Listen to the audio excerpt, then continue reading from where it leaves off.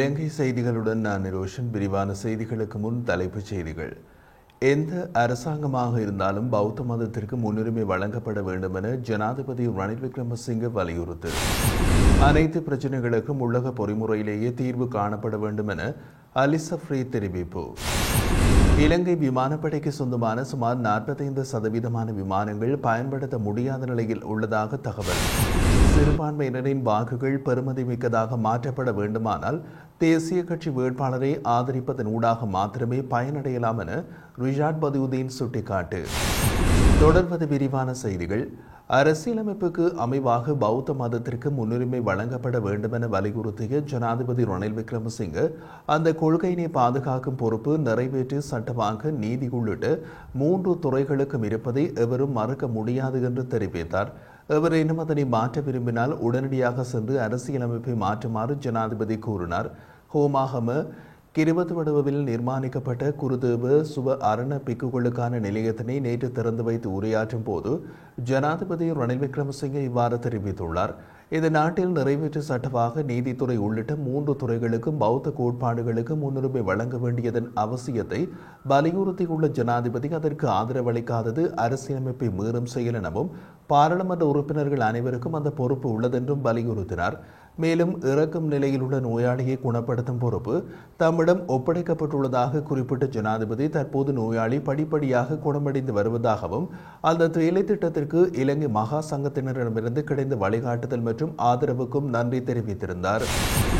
அனைத்து பிரச்சினைகளுக்கும் உள்ளக பொறிமுறையிலேயே தீர்வுகள் காணப்பட வேண்டும் என வெளியக தலையீடுகள் காணப்படும் பட்சத்தில் இனங்களுக்கு இடையிலான துருவப்படுத்தல் அதிகரிக்கும் நிலைமைகளே ஏற்படும் என்றும் ஜனாதிபதி சட்டத்தரணி அலி சஃப்ரி தெரிவித்தார். போர் நிறைவடைந்து 15 ஆண்டுகள் ஆகின்ற போதும் பாதிக்கப்பட்ட மக்கள் தொடர்ச்சியாக நீதி கோரிக்கையினை முன்வைத்து வருகின்றதோடு வடக்கு கிழக்கு தமிழ் மக்களின் பிரச்சினைகளை நீடித்துக் கொண்டிருக்கின்ற நிலையில் அதற்கான அரசாங்கத்தின் தரப்பிலிருந்து எவ்விதமான நடவடிக்கைகள் முன்னெடுக்கப்படுகின்றன என்பது தொடர்பாகவும் கருத்து வெளியிடும் போது அவர் மேற்கண்டவாறு தெரிவித்தார். அவர் மேலும் தெரிவித்த போது வடக்கு கிழக்கு மக்கள் 15 ஆண்டுகளாக ஐக்கிய இலங்கைக்குள் கௌரவமாக வாழ்வதற்கு விரும்புகின்ற நிலையில் அவர்களின் பிரச்சனைகளையும் கோரிக்கைகளையும் உள்நாட்டுக்குள்ளேயே தீர்ப்பதற்கான நடவடிக்கைகளை நாம் விரைந்து எடுத்து வருகின்றோம். வலிந்து காணாமல் ஆக்கப்பட்டவர்களின் அலுவலகம், இழப்பீட்டு பணியகம் ஆகியவற்றின் வினைத்திறனான செயற்பாடுகள் முன்னெடுப்பதற்குரிய நடவடிக்கைகள் முன்னெடுக்கப்பட்டுள்ள அதே நேரம் உண்மை மற்றும் நல்லிணக்க ஆணைக்குழுவையும் ஸ்தாபிப்பதற்கு விரைந்த நடவடிக்கைகளை முன்னெடுத்து வருகின்றோம் என்றும் சுட்டிக்காட்டினார். மேலும் நாட்டை பொருளாதார நெருக்கடிகளில் இருந்து மீட்டெடுக்கும் செயற்பாடுகளுக்கு சமாந்தரமாகவே இனங்களுக்கு இடையிலான ஐக்கியத்தையும் நல்லிணக்கத்தையும் கட்டியெழுப்பதிலும் நாம் அதிகளவான கரிசனைகளை கொண்டிருக்கிறோம் என்றும் தெரிவித்திருந்தார். யாழ்ப்பாண பல்கலைக்கழக மாணவர் ஒன்றியம் பொது வேட்பாளர் ஒருவர் கிழக்கிலிருந்து தெரிவு செய்யப்பட வேண்டும் என்கின்ற எண்ணக்கருத்தை வெளியிட்டுள்ளமைக்கு சில அரசியல் காரணங்கள் இருக்கலாம் என்று நாடாளுமன்ற உறுப்பினர் கோவிந்தன் கருணாகரம் தெரிவித்துள்ளார். இது தொடர்பாக அவர் மேலும் தெரிவிக்கையில், ஜனாதிபதி பொது வேட்பாளர் என்கின்ற விடயம் தமிழ் தேசிய யாப்பிலே இருக்கும் அனைவராலும் கொள்கை ரீதியாக முதலாவதாக ஏற்றுக்கொள்ளப்பட்ட பின்னரே வேட்பாளர் யார், எந்த பிரதேசத்தை சேர்ந்தவர் என்று தீர்மானிக்க வேண்டும். கிழக்கு மாகாணத்தை பொறுத்தமட்டில் மூவின மக்களும் கிட்டத்தட்ட சமமாக வாழும் ஒரு மாகாணம். மேலும் குறிப்பிட்ட சில காலம் வடக்கு கிழக்கு என்ற பிரிவினைவாதம் சில அரசியல்வாதிகளாலும் அரசியல் கட்சிகளாலும் தங்களது சுயலாப அரசியலுக்காக முன்னிலைப்படுத்தப்பட்டு பிரதேசவாசம் விதிக்கப்பட்டுள்ளதாகவும் அவர் தெரிவித்தார். இதன் காரணமாக வடமாகாணத்தில் இருந்து பொது வேட்பாளர் நிறுத்தப்பட்டால் கிழக்கு மக்கள் அந்த பிரதேசவாதத்தில் சிக்குண்டு வாக்களிக்காமல் விடலாம் என்ற சந்தேகத்தின் அடிப்படையில் அவர்கள் கூறியிருக்கலாம். ஆனால் பெரும்பாலான தமிழ் மக்கள் பிரதேசவாதத்துக்குள் சிக்கப்பட்டவர்கள் அல்ல என்று நாடாளுமன்ற உறுப்பினர் கோவிந்தன் கருணாகரம் தெரிவித்தார். புலிகள் அமைப்பின் தலைவர் உருவாக்கிய தமிழ் தேசிய கூட்டமைப்பை அழைத்தவர்கள் தாமே ஓரணியாக வர முடியாத நிலையில் மக்களை ஒன்றுபடுத்தப் போவதாக கூறுவது வேடிக்கையானது என நாடாளுமன்ற உறுப்பினர் வினோ நோகராதலிங்கம் தெரிவித்தார். தமிழ் பொது வேட்பாளர் தொடர்பாக ஊடகங்களுக்கு கருத்து தெரிவிக்கும் போது அவர் இதனை குறிப்பிட்டுள்ளார். இந்த விடயம் தொடர்பாக அவர் மேலும் தெரிவிக்கையில், தமிழ் பொது வேட்பாளர் என்பது நடைமுறை சாத்தியமில்லாத ஒன்று என்று தெரிந்தும் தமிழ் தேசிய கட்சிகளின் தலைவர்கள் முனகிக் கொண்டே ஓடிக்கொண்டிருக்கின்றனர். ஆனால் இவர்கள் அத்தனை பேரும் தான் தமிழ் தேசிய கூட்டமைப்பை அளித்தவர்கள். அனைவரும் இணைந்து ஒரு தலைமையினை தேர்ந்தெடுக்க முடியாதது மட்டுமல்ல, தாமே ஊரணியாக வர முடியாதவர்கள். ஆனால் மக்களை ஒன்றுபடுத்தப் போவதாக கூறுவது வேடிக்கையானது. எதிர்வரும் ஜனாதிபதி தேர்தலில் தமிழ் பொது வேட்பாளர் என்பது கல்லில் நாலுரிக்கும் செயற்பாடு என்பது எனது தனிப்பட்ட கருத்து. அனைத்து தமிழ் தேசிய கட்சிகளும் அவற்றின் தலைவர்களும் ஒன்றுபட போவதில்லை. பதவி போட்டிகளை தீர்க்க முடியாத கட்சிகள் மக்கள் பிரச்சனைகளை தீர்ப்பதாக கூறுவது ஏமாற்று வேலையாகும். ஆக மொத்தத்தில் சஜித் ரணில் அனுர பகிஷ்கரிப்பு தமிழ் பொது வேட்பாளர் என்ற பஞ்ச நிலை முடிவுகளைத்தான் மக்கள் பகிர்ந்து கொள்ளப் போகின்றார்கள். மக்களின் இந்த முடிவுகளுக்கு தமிழ் கட்சிகளை தவிர வேறு யாரும் காரணமாக இருக்க முடியாது. அம்பாறை பறி போய்விட்டது. அடுத்த நாடாளுமன்ற தேர்தலில் தமிழர் பிரதிநிதித்துவம் திருகோணமலையிலும் பறி போய்விடும். இப்படி இருக்க ஜனாதிபதி தேர்தலில் ராமன் வென்றாலும் ராவணன் வென்றாலும் ஒன்றும் நடக்கப் போவதில்லை என்று சொல்லிக்கொண்டு முட்டாள்தனமான முடிவுகளை எடுக்காமல் புத்திசாலித்தனமாக நடந்து கொள்ள வேண்டும் என்று நாடாளுமன்ற உறுப்பினர் வினோ நோகராதலிங்கம் மேலும் தெரிவித்தார்.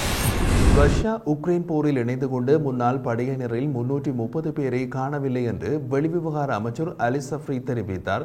ரஷ்யா உக்ரைன் போரில் பாதுகாப்பு முன்னரங்கில் போரில் ஈடுபட்டு வரும் முன்னாள் படையினரை இவ்வாறு காணாமல் போயுள்ளதாகவும் குறிப்பிட்டுள்ளார். போரில் ஈடுபட்டுள்ள முன்னாள் படையினரின் குடும்பங்களிடம் இந்த தகவல்கள் திரட்டப்பட்டதாகவும் அவர் தெரிவித்தார். தங்களை மீளவும் நாட்டுக்கு அழைத்துக் கொள்ள நடவடிக்கை எடுக்குமாறு முன்னாள் படை வீரர்கள் தங்களது குடும்பத்தாரிடம் கோரியுள்ளதாக குறிப்பிடப்படுகிறது. அண்மையில் இலங்கைக்கான ரஷ்ய தூதுவரோடு இந்த விடயம் குறித்து பேச்சுவார்த்தை நடத்தப்பட்டதாகவும் அலி சஃப்ரி தெரிவித்தார். முன்னாள் படையினரை நாட்டுக்கு அழைத்து வர நடவடிக்கை எடுக்கப்பட்டு வருவதாகவும் அவர் குறிப்பிட்டுள்ளார். 26% உள்ள சிறுபான்மையினரின் வாக்குகள் பெறுமதிமிக்க வாக்குகளாக மாற்றப்பட வேண்டுமானால் தேசிய ரீதியாக உள்ள தேசிய கட்சியொன்றின் வேட்பாளரை ஆதரிக்க வேண்டும் என அகில இலங்கை மக்கள் காங்கிரசின் தலைவர் ரிஷாட் பதியுதீன் தெரிவித்தார். மளிகைக்காடு பவா மண்டபத்தில் நடைபெற்ற நிகழ்வொன்றில் கலந்து கொண்டு பின்னர் ஊடகங்களுக்கு கருத்து தெரிவிக்கும் போது அவர் இவ்வாறு கூறியுள்ளார். அங்கு அவர் மேலும் தெரிவிக்கையில் 26% உள்ள சிறுபான்மையினரின் வாக்குகள் பெறுமதிமிக்க வாக்குகளாக மாற்றப்பட வேண்டுமாக இருந்தால் தேசிய ரீதியாக உள்ள தேசிய கட்சி ஒன்றின் வேட்பாளரை ஆதரிப்பதன் ஊடாக மாத்திரம்தான் ஒரு பயனை அடையலாம். இல்லையென்றால் கோட்டாபய ராஜபக்ச ஜனாதிபதியாக வந்து சிறுபான்மையினரின் வாக்குகள் இல்லாமல் நான் ஜனாதிபதியாக வந்தேன் என்று மார்தட்டி பேசினாரோ, ஒரு இனவாதியாக செயற்பட்டாரோ, அவ்வாறு இன்னும் ஒரு ஜனாதிபதி இந்த நாட்டில் உருவாகிவிடக் கூடாது என்றால் சிறுபான்மை சமூகம் எல்லோரும் ஒன்றுபட்டு தேசிய கட்சியில் போட்டியிடக்கூடிய பொது வேட்பாளர் ஒருவருக்கு ஆதரவு வழங்குவதனூடாக மாத்திரம்தான் நன்மைகளை அடைய முடியும். தவிர நாங்கள் பாராளுமன்ற தேர்தலில் பிரிந்து நின்று செயற்பட்டுக் கொண்டிருக்கும் நாம் ஒன்றுபட்டு ஒரு பொது வேட்பாளரை ஆதரிப்பது என்பது சாத்தியமற்ற ஒன்றல்ல. அதனால் எமது காலத்தை வீணடித்து சிறுபான்மை இனங்களின் பொது வேட்பாளர் என்று எமது மக்களின் வாக்குகளின் பெறுமதியினை இல்லாமல் செய்கின்ற பிழையான முடிவாக போய்விடும். இவ்வாறு இருக்கின்ற நிலையில் சிறுபான்மை இனங்களின் பொது வேட்பாளர் வெற்றி பெற முடியாது என்பதற்கு காரணம் இருக்கின்ற நிலையில் அந்த வேட்பாளர் வடக்கா கிழக்கா தெற்கா என்று பேசிக்கொள்வதில் பயனடைய முடியாது என்றார். விமானப்படைக்கு சொந்தமான விமானங்களில் சுமார் 45% விமானங்கள் பயன்படுத்த முடியாத நிலையில் உள்ளதாக தெரிய வருகிறது. கொரோனா தொற்று நோயின் போது அத்தியாவசிய தேவைகளை மேற்கொண்டு விமானங்களின் பராமரிப்புக்காக செலவிடப்படும் பெரும் தொகையினை தாங்கிக் கொள்ள முடியாத நிலைமை ஏற்பட்டுள்ளதாகவும் தெரிவிக்கப்படுகிறது. மேலும் விமானப்படையின் கிங் ஏர் B-200 பீச் ஏர்கிராப்ட் விமானம் கடல் மற்றும் நில கண்காணிப்புக்கு பயன்படுத்தப்படுகிறது. மனித மற்றும் சட்டவிரோத பொருள் கடத்தல் தொடர்பான சோதனைகளை நடத்துவதற்கும் பரந்த பகுதியை கண்காணிக்கவும் இந்த விமானம் போதுமானதாக இல்லை என்றும் தெரிய வந்துள்ளது.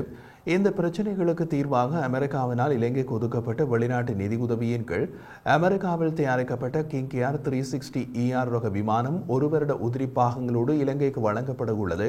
மேலும் ஆஸ்திரேலிய அரசாங்கம் கிங் ஏர் 350 ரக விமானத்தை இலங்கைக்கு வழங்க உள்ளதுடன் ஒரு வருட உதிரி பாகங்களும் வழங்கப்பட உள்ளது. இந்த விமானத்தின் தற்போதைய மதிப்பு 15 மில்லியன் அமெரிக்க டாலர்களுக்கும் அதிகம் என்றும் தெரிவிக்கப்பட்டுள்ளது. இந்த விமானங்களை பெறுவது தொடர்பான அமைச்சரவை பத்திரத்தையும் பாதுகாப்பு அமைச்சு ஒப்புதலுக்காக சமர்ப்பித்துள்ளது.